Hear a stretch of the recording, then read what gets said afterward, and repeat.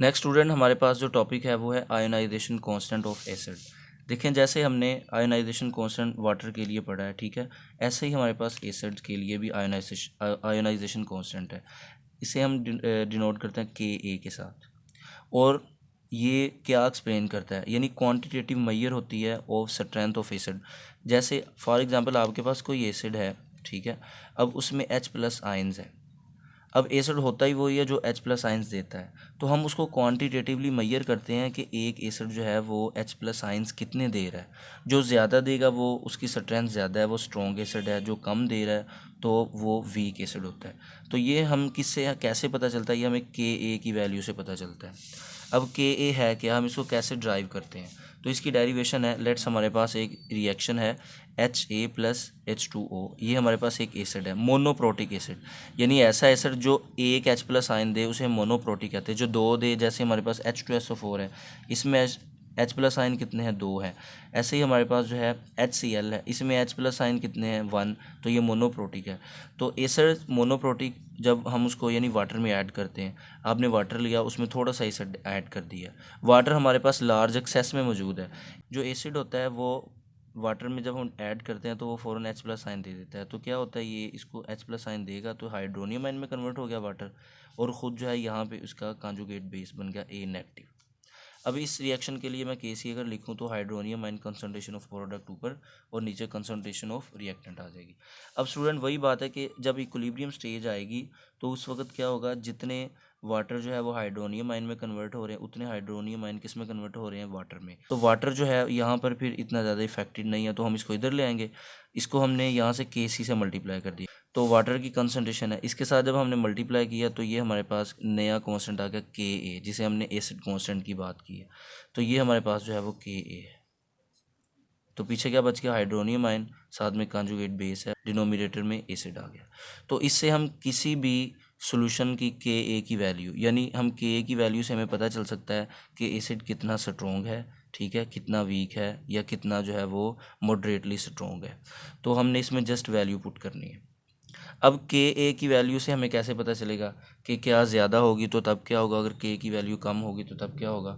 कुछ पॉइंट्स यहाँ पे दिए हैं, देखें। अगर Ka की वैल्यू लेस देन 10⁻³ है, -3 से वैल्यू कम है, ठीक है, -3 से कम का मतलब -4, -5, -6, -7, तो क्या होगा, acid will be weak. Acid क्या होगा, एसिड वीक होगा, ये आपने याद रखना है। जैसे एस्टिक एसिड है CH3COOH, 1.85 multiply by 10⁻⁻5 very weak acid. H2S 1.0 10⁻⁻7 weak acid. H2O बहुत ज़्यादा वीक 10⁻16। तो इसका मतलब -3 से जिनकी वैल्यू कम है Ka की, तो वो एसिड क्या होगा, वो वीक एसिड होगा। अगर Ka की वैल्यू 1 के बराबर है, 1 से लेकर 10⁻³ तक है, मतलब -2, ठीक है, -1, 0, 1, अगर इतनी इनके दरमियान उसकी कोई वैल्यू आ रही है एसिड की, तो वो मॉडरेटली स्ट्रॉन्ग एसिड है। जैसे हमारे पास यहाँ पे एसिड है Ha 1.0 10⁻², अब ये मॉडरेटली स्ट्रॉन्ग एसिड है। अगर Ka की वैल्यू स्टूडेंट ग्रेटर देन 1 है, 1, 2, 3, 4, 5 कोई भी हो सकती है, तो acid will be strong, very strong. HCl 10⁻7, H2SO4 10⁻3, HNO3 10⁻2, तो ये हमारे पास जो है वो स्ट्रॉन्ग एसिड है। अब आप देखें, आपके टेबल में pKa और Ka की वैल्यूज़ दी हुई हैं मुख्तलिफ जो है वो एसिड्स के लिए, तो आप जो है वो देख सकते हैं। स्टूडेंट्स, नेक्स्ट हमारे पास है pKa। अब pKa क्या है, आपको पता है कि लास्ट टाइम हमने Kw की भी जो है वो नेगेटिव लॉ Kw का पढ़ा था, इसमें कि अगर आप वाटर जो डिसोसिएशन कांस्टेंट है इसका अगर आप नेगेटिव लॉग ले लेते हैं तो ये बन जाता है pKw। तो बिल्कुल ऐसे ही यहाँ पर अगर नेगेटिव लॉग ऑफ Ka आप लेते हैं, इस वैल्यू होगी pKa की, यानी हम इसको दूसरी टर्म में ऐसे भी कह सकते हैं कि pKa जो है ये इन्वर्सली प्रोपोर्शनल है Ka के। अब Ka एसिड डिसोसिएशन कांस्टेंट है, जितना Ka की वैल्यू ज़्यादा होगी उतना स्ट्रॉन्ग एसिड होगा। तो इसका मतलब है अगर Ka की वैल्यू ज़्यादा है तो pKa की वैल्यू क्या हो जाएगी, वो कम हो जाएगी, यानी इनका आपस में जो है वो इन्वर्स रिलेशन है। और नेगेटिव लॉग ऑफ Ka ये इक्वल होता है pKa के। अब स्टूडेंट pKa जो टर्म है ये हम क्यों यूज़ करते हैं, यानी हम नेगेटिव लॉग क्यों लेते हैं? समटाइम ऐसे होता है कि हमारे पास कोई एसिड है, कोई भी है, फॉर एग्जांपल ये हमारे पास एसिड है, उसकी के की वैल्यू है ये। अब ये वैल्यू जो है वो माइनस में है, यानी 10⁻⁻⁵, और जो कि बहुत कम है।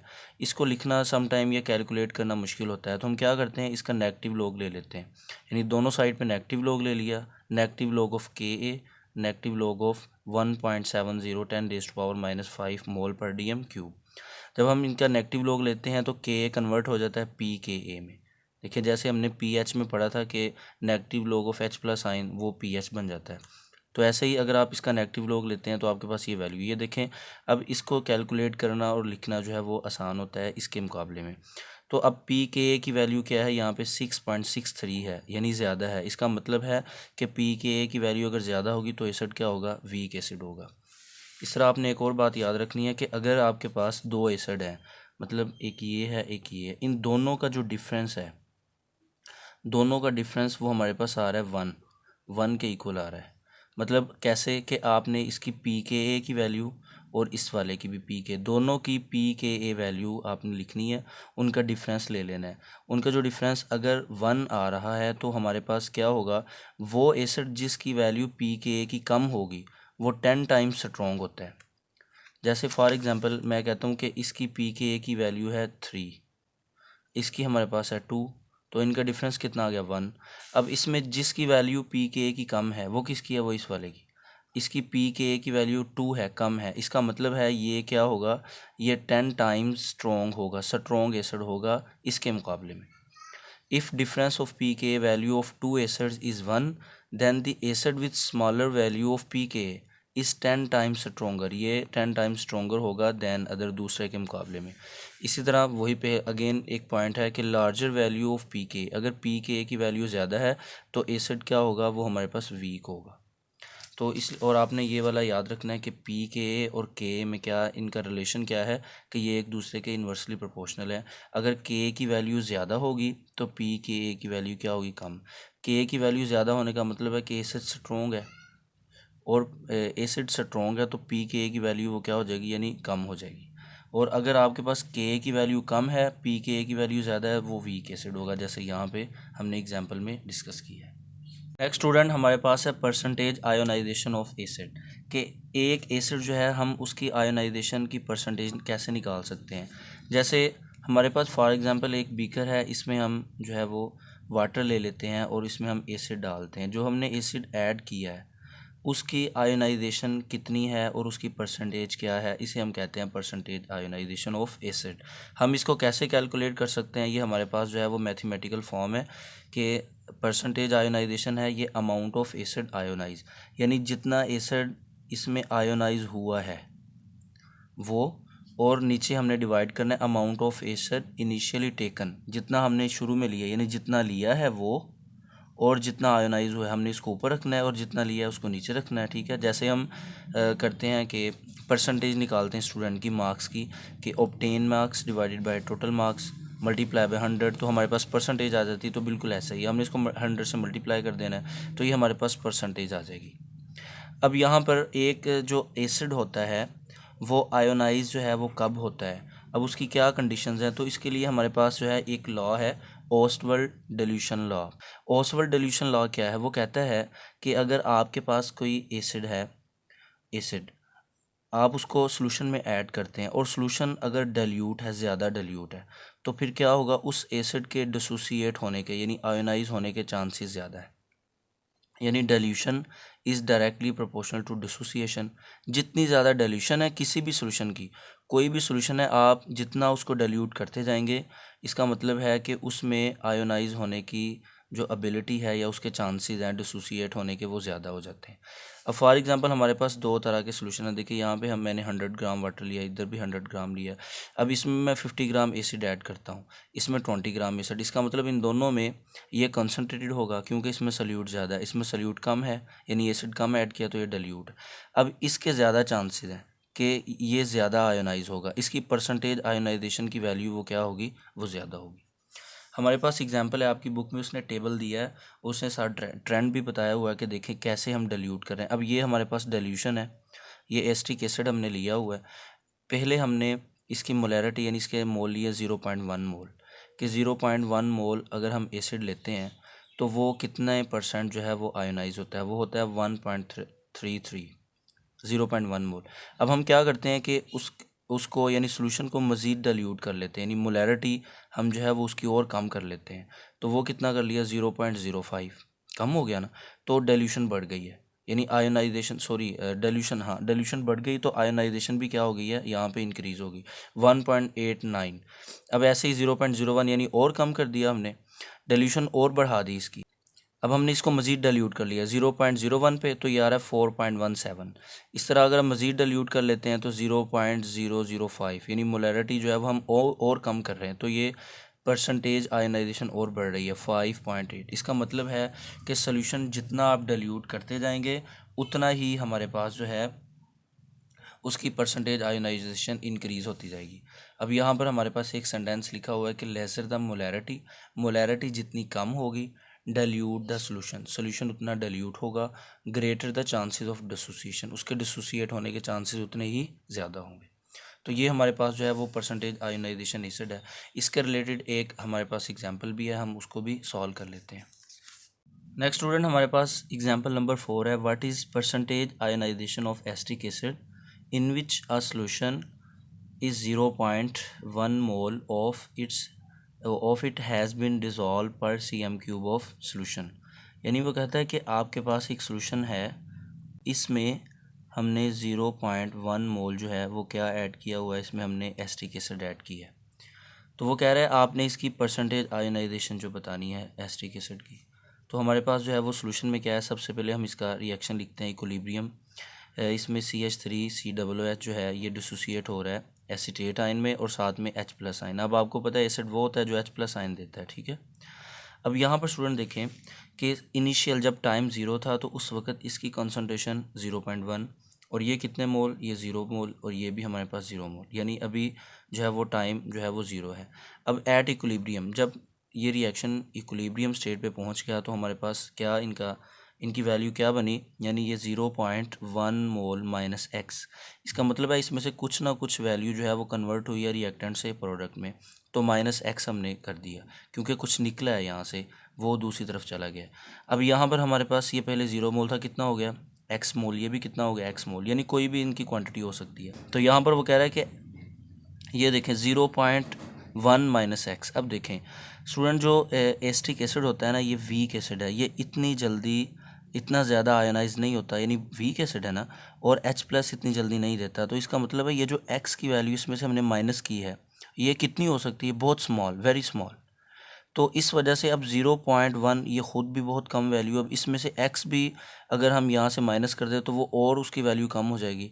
तो इसका मतलब है कि वीक इलेक्ट्रोलाइट होने की वजह से x की वैल्यू जो यहाँ से एक्सट्रैक्ट होगी वो बहुत कम है। तो हम कह सकते हैं कि 0.1 minus x is approximately equal to 0.1, यानी जो वैल्यू हमने इसमें से माइनस की है वो बिल्कुल माइनर सी है, तो हम इसको बिल्कुल इसी के 0.1 के इक्वल लिख सकते हैं। तो अब ये हमारे पास जो है एसिटिक एसिड की वैल्यू आ गई, ठीक है 0.1। अब ये एसीटेट आयन एक्स मोल और H+ आयन एक्स मोल, अब इनकी वैल्यू हमने जो है वो इक्वेशन में पुट करनी है। कौन सी इक्वेशन है, ये एसिड डिसोसिएशन कांस्टेंट जो Ka है हमारे पास, हमने इसकी इक्वेशन कहाँ से बनाई, देखें हमने रिएक्शन से, कि जो आपके पास इक्विलिब्रियम कांस्टेंट होता है वो कंसंट्रेशन ऑफ प्रोडक्ट की कंसंट्रेशन ऊपर लिखेंगे और रिएक्टेंट्स की कंसंट्रेशन हमने नीचे लिख ली। अब इनमें हमने ये वैल्यूज़ जो है वो पुट कर देनी है। तो देखें Ka की वैल्यू मैंने यहाँ पे लिखी हुई है 1.85 10⁻⁻⁵। तो ये Ka की वैल्यू है, यहाँ पे Ka की वैल्यू लिख दी, Ka की जगह हम ये वैल्यू पुट कर देंगे, ठीक है। अब यहाँ पर एसीटेट आयन कितने मोल x, और H+ आयन कितने मोल, ये भी x एट इक्विलिब्रियम स्टेट, और एसिटिक एसिड कितना है, ये 0.1। तो यहाँ पे हम इसकी वैल्यू पुट कर देंगे, इनको मल्टीप्लाई किया x²/0.1, ठीक है, ये इक्वल होगा 1.8 10⁻⁻⁵ के। अब यहाँ से हम x को फाइंड करेंगे, x निकालेंगे तो क्या होगा, ये दूसरी तरफ चला जाएगा, इधर डिवाइड हो रहा है उधर जाके मल्टीप्लाई, तो x² = 0.1 multiply by 1.85 multiply by 10⁻⁻5। अब यहाँ पे देखें ये आंसर हमारे पास आ जाएगा। और x स्क्वायर है तो दोनों तरफ अगर हम स्क्वायर रूट लेते हैं तो हमारे पास x की वैल्यू आ जाएगी 1.3 मल्टीप्लाई बाय 10⁻³ मोल। ये किसकी वैल्यू स्टूडेंट हमारे पास आ गई? ये x की वैल्यू। इसका मतलब है कि x जो है, यानी x का मतलब कि एसीटेट आयन या H+ आयन जो है वो इतने बने, इतने जो है वो डिसोसिएट हुए हैं। अब यहाँ पर उसने हमसे पूछा क्या है, देखें दोबारा आप स्टेटमेंट देखें। उसने पूछा है what is percentage of ionization. ये तो अभी हमें x की वैल्यू पता चली है, हमें परसेंटेज नहीं पता चली। तो हम परसेंटेज कैसे निकाल सकते हैं? हम अमाउंट जो है यानी एसिड की जो परसेंटेज है, आयनाइजेशन परसेंटेज, वो हम निकाल सकते हैं। देखें ये हमने जो फार्मूला पढ़ा हुआ है, percentage ionization is equal to concentration of ionized acid. जितना एसिड आयनाइज्ड हुआ है उसकी कंसनट्रेशन, ठीक है, और नीचे ओरिजिनल जो कंसनट्रेशन हमने स्टार्ट में ली थी इनटू मल्टीप्लाई बाय 100। तो यहाँ पर 1.3 अभी हमने जो आंसर निकाला है, देखें ये जो है ये 1.3 10⁻³ मोल, ये x की वैल्यू। इसका मतलब है कि इतने जो है वो इतना आयोनाइज हुआ है। अब हम इसकी परसेंटेज निकालने जा रहे हैं तो यहाँ पर वैल्यू पुट कर देंगे 1.3 इंटू 10⁻³ डिवाइडेड बाय ओरिजिनल कितनी हमने एसिड की क्वांटिटी ली थी, वो ली थी 0.1 मोल, मल्टीप्लाई बाय 100। तो हमारे पास आ गया परसेंटेज आयनाइजेशन वो 1.3 आ गई। तो ये स्टूडेंट जो है वो हमारे पास जो है वो एग्जाम्पल है। इसका मतलब है कि जो 1000 cm³ है, यानी 1 dm³, ये 1000 cm³। 1000 cm³ में जो हमारे पास एसिड है यानी 0.1 मोल, अगर आप इसको ऐड करते हैं तो वो कितना डिसोसिएट होता है? वो हमारे पास होता है 1.3, इतना डिसोसिएट होता है।